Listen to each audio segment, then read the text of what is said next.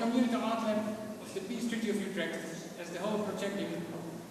Today I will play the role of Master of Ceremonies in this formal opening session and the presentation of Kees Epskamp book. I would like to request your attention for a short opening speech from our alderman for cultural welfare and integration, Mr. Kees van Eyck. Als gemeente en ook als provincie Utrecht steunen we dit Community Art Festival en we zijn hartstikke verheugd dat het programma dat de makers hebben samengesteld er zo fantastisch uitziet. And wrote the Persian paradox. We will listen to his column about the dilemma of cultural dialogue, especially written for this occasion. Mr. Negway. Learning how to handle cultural differences, that is the biggest challenge of our times. How can we coexist peacefully in a world in which people with diverging standards and values are getting increasingly tied with one another? In a country in which virtually all art, culture and intellectual activity is dependent on subsidies, it should cause little surprise, therefore, that everyone is now pretending to be engaged in a promoting dialogue. If evasion is not an option, we go for conflict. This is what has actually happened in the Europe of the past few decades.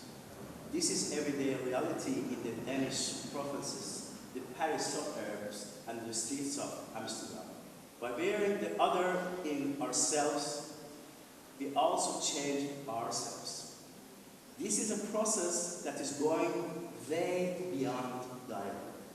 This is dialectics.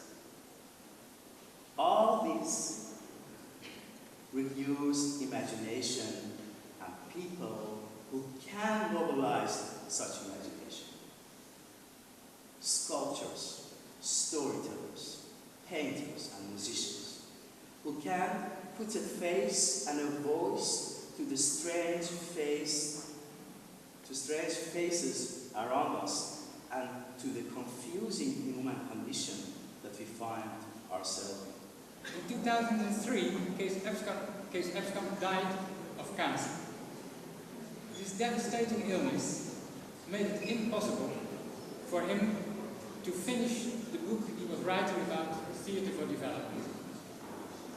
Together with his partner Marianne Paterkoop and his friends and colleagues Ab Boeren and Emil Slaag, we decided to make sure that Kees' last book should be published no matter what.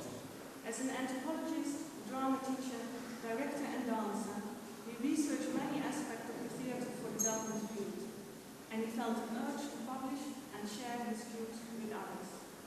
But there have been times when we believed this moment would never arrive. But here it is, the first copy of Kees' book, and it is for you.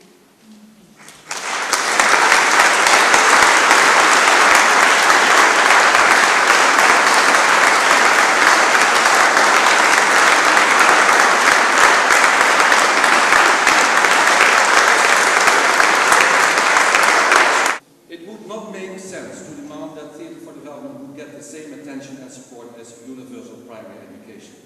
This would not be realistic and also not necessary. TFD, I call it a niche product, extremely useful in social transformation processes at community level and for changing attitudes, but not capable of transferring knowledge or skills or changing behavior. It should therefore not be used in isolation, but in concert with other approaches, with the overall aim to enable people to change their own lives and improve their well-being. The gap between theory and practice of theatre for development needs to be bridged.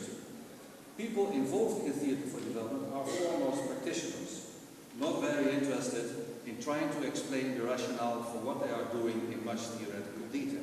Kees Epskamp has studied theatre for development from a theoretical as well as a practical perspective.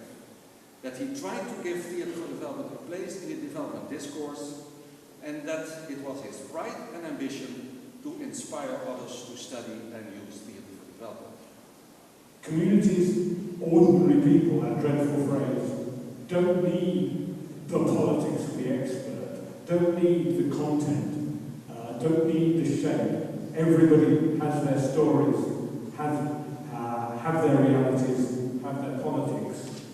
But how those politics communicate, how they become effective, that is what the professional artist can put in the service of the community. That quality of listening I experienced directly, firsthand, in the present